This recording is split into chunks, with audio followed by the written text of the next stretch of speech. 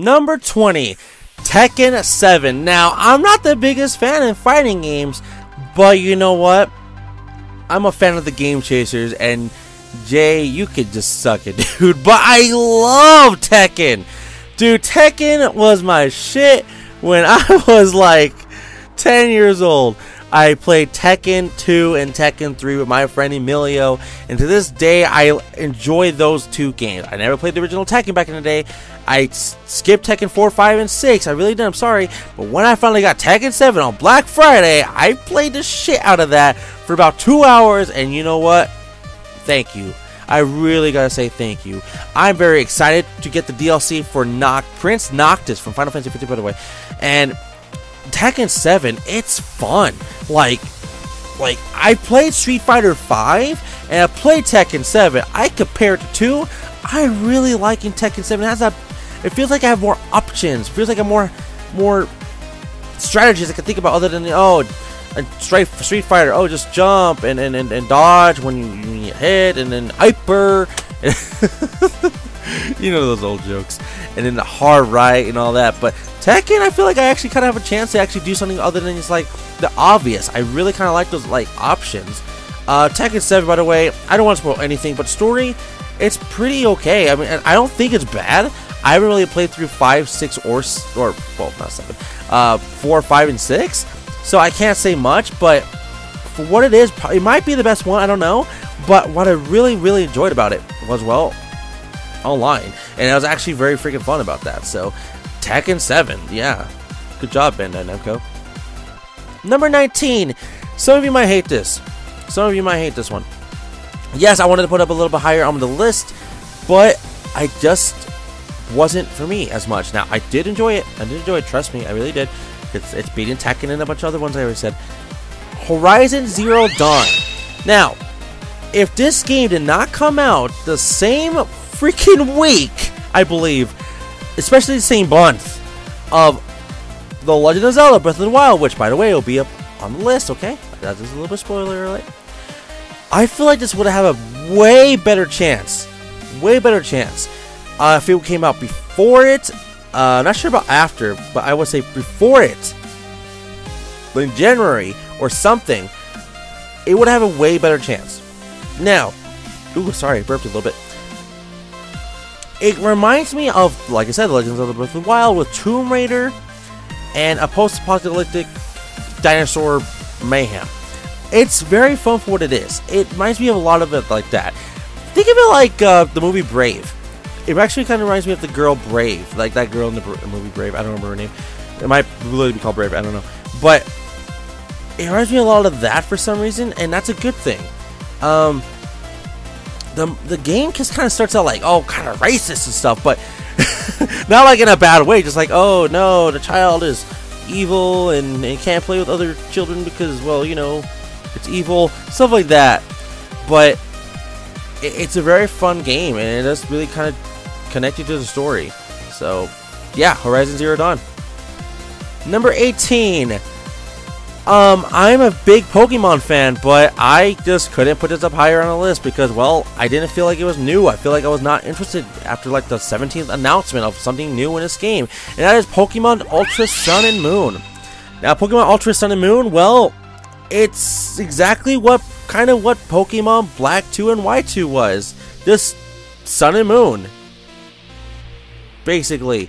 So, Ultra Sun and Moon, it continues from Generation 7, and it's basically like a revamped of the original Sun and Moon, just a newer version. I don't remember if it takes place years later or not, like Black and White 2 did, but it was an okay game. I mean, I'm still playing through Sun and Moon, by the way, and I wasn't ready for Pokemon Sun, Ultra Sun or Moon, or Ultra Sun and Ultra Moon. I wasn't ready for those. I was really expecting like a Pokemon Z or something, but it still hasn't happened. So, yeah, that's kind of the thing. And if you don't know, it's gonna be the very last Pokemon main story game on the Nintendo 3DS. They have announced that. So, yeah, that's all I'm gonna say about that. So, Pokemon Ultra Sun and Moon, go check it out. It wasn't the biggest thing for me this year. I'm sorry. Pokemon Sun and Moon did do really well last year for me, but not this year, Ultra Sun and Moon. So, I'm sorry, Nintendo. sorry.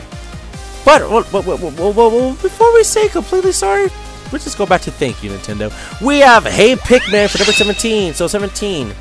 Hey Pikmin. Now, of course, when this was announced, I was extremely hyped. I wanted it to be a new 3D world real-time strategy Pikmin game like it always has been. By the way, Pikmin 1 is still my favorite game of all time. Not all of time, but of the Pikmin series, it is. I was really one of those, and we didn't get that. We got a side-scroller Pikmin game. It was very different, not in a bad way, just very different. I wasn't expecting that, and for what it was, it really is. I was enjoying it because, well, it makes me think in a different way. Because, well, you know, usually the Pikmin games are usually in 3D, not 2D, and I was like, well, okay, let's try that out. But then the more I kept playing, and it was not a bad thing, I kept thinking of Kirby's Mass Attack. Why? Because they kind of already did that before in the past on the Nintendo DS, but now it's just Hey Pikmin, which is just Pikmin, but on a 3DS. So it kind of reminds me of a lot of that, but it's not a bad thing, because I actually really did enjoy Kirby's Mass Attack. So yeah, that's pretty much it. Other than that, go check out Hey Pikmin for the 3DS. Number 16, Uncharted: The Lost Legacy. Now, I got into the series very, very late. I never played the first game, nor second, third, or Golden Abyss. I have seen 2 Let's Plays on Uncharted 1 and 2. Not 2 individually, I mean, only seen 2 Let's Plays of Uncharted, and that's 1 and 2 from a user called Cal's Crazy.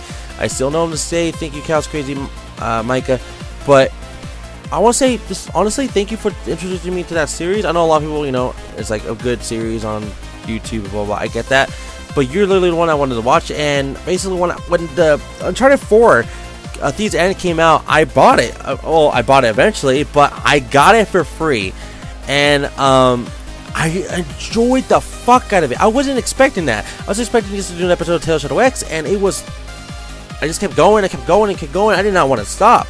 Did not want to stop. And by the way, everybody, spoiler alert from last year, Uncharted 4 Thieves' End is my game of the year. But what about Uncharted? What about Uncharted Lost Legacy? No, it's not. It does continue like that, but with the 2 girls from I forget her name, Chloe from the second game, and I forget the girl's name from the 4th game. I liked their perspective, but I really was liking Uncharted 4 because I was still connecting with Drake, Nathan Drake, and just because I watched the 2 Let's Plays and I kind of already know his chemistry, I was enjoying that the most. Not saying I hate the 2 girls, but I feel like something was missing, like chemistry or something like that, but I did enjoy the game for what it was. I really did, so there is that. So go check out Uncharted: The Lost Legacy. Number 15, Super Bomberman R. Now, I know what you were saying. There's been so many Bomberman games that play exactly the same. Why this one? The story mode.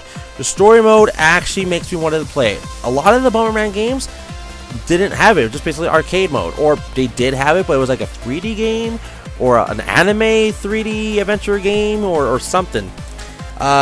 This one, it was a remake, a reboot. It was different. Konami actually released a Super Bomberman game for once, and I'm like, what the heck?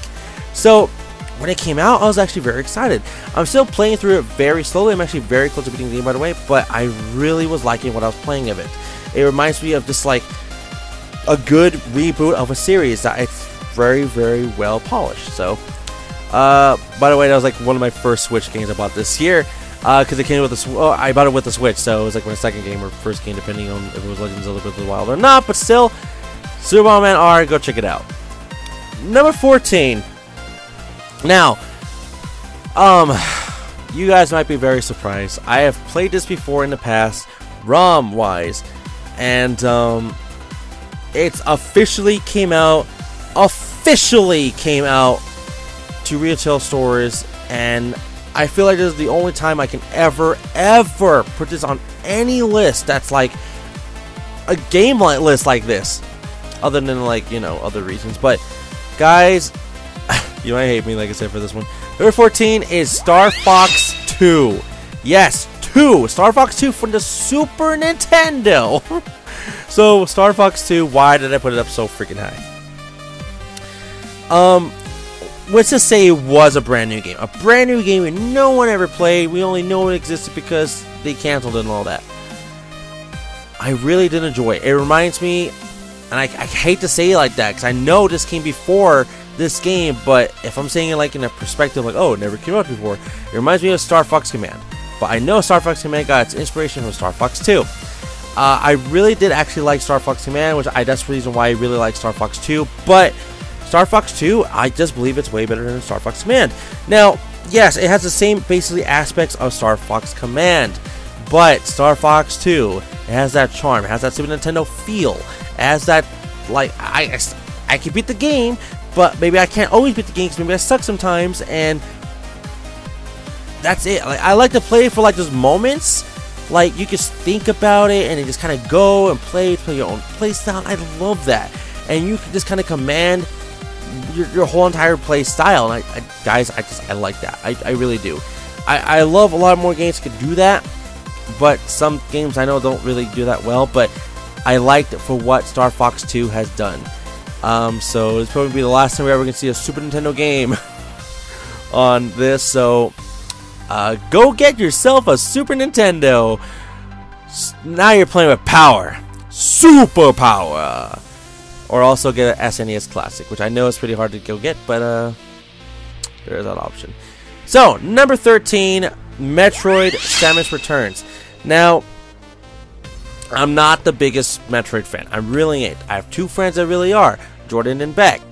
Well, Anthony, but I call him Beck. So, as in Jazawato, Jordan, and Anti-Beck Games, and Beck. So, those two are obsessed with Metroid. And honestly, those two actually kind of made me get the game, other than I was going to buy it anyways. So, I've played a teeny bit of it, and I actually really did enjoy it. It has like a feature that kind of like counters, and I like that. It makes me just play in a good, fun way. I mean, it wasn't my thing as much before, but this one I can kind of give a chance. It kind of reminds me a little bit of Metroid Other M in a good way, not a bad way. The side-scroller part, and I haven't really played Benny, like I said. That's how much I have not played. But what I really, really enjoyed is actually really good if you're trying to get to the series. I think it's a really good starting point. I do feel like, I could be totally wrong, of course, but I really did enjoy it. So, Metroid: Samus Returns. Number 12. This game was, again, a game that came out before in the past, but only in Japan, and we never got it in North America until now. Puyo Puyo Tetris. I always called it Puyo Pop Tetris because I know its original North American name, Puyo Pop Fever. But Puyo Puyo Tetris finally came out, and guys, it's Tetris, it's Puyo Puyo, it's Puyo Pop, whatever you want to say, Mean Bean Machine, Kirby's Avalanche, whatever you want to say. It's that, basically, but just better. I can't say much. I mean, what can I say? It's a puzzle game. All they have to do next is throw in Dr. Mario. They could call it Dr. Mario Puyo Pop Tetris for the next one. I don't know. Guys, I'm serious. If you want to try any puzzle game, this is the puzzle game of the year. Puyo Puyo Tetris, sorry, for Nintendo Switch, PS4, and Xbox One. So, number 11. Okay, here we go. I know what you're all gonna say. I hyped this game the entire fucking year, and I have it on number 11. Sonic Forces. Yes, Sonic Forces is number 11. Not 1, not top 5, not top 10. Close though. Number 11. I have a lot to say about this one, but I'm going to keep it short and sweet. Sonic Forces, when it came out, I've heard mainly good things about it. I played it. I bought it on launch day. I didn't get a chance to play it until like 2 days later because of work and stuff. And I've been seeing reviews, and it was just like a good game. I wasn't hearing like many people complain, and when they were just kind of bitching about everything and wanted to make the game worse, so it made it sound like every Sonic game is terrible or whatever. So I just ignored those. It's not better than Generations. It's not better than Sonic Adventure 2 or Adventure, depending if you like them or not, because I know a lot of people don't or do. It's not better than like Colors or anything, but it's like in the middle. It's like if you like Sonic Unleashed and Sonic Lost World and I don't know, Heroes or something. It's like in there in the middle. I don't know how to explain it. Just in the middle. It's not the best game in the world, but I do enjoy it more than like Sonic in the Secret Rings or something like that. Maybe Sonic in the Black Knight, and I don't know what else. But for what it is, it's a game in the middle. It's not bad. It's not as great, but it's still good for what it is. I do like the new 2 songs. Eggman's Facility, which is this wild white jungle. I already know that. And of course, Fist Pump, which is, you know, the main theme song of the game. Together you can tell me what you want to do, something like that, you know. So yeah, Sonic Forces, I love it. I've beaten it. For what the price is, please go check it out. Sonic Forces. I did not force myself to put Sonic Forces at number 11. Want to make a joke, but I really did enjoy Sonic Forces, but it's not my number 1 of the year. So yeah, Sonic Forces.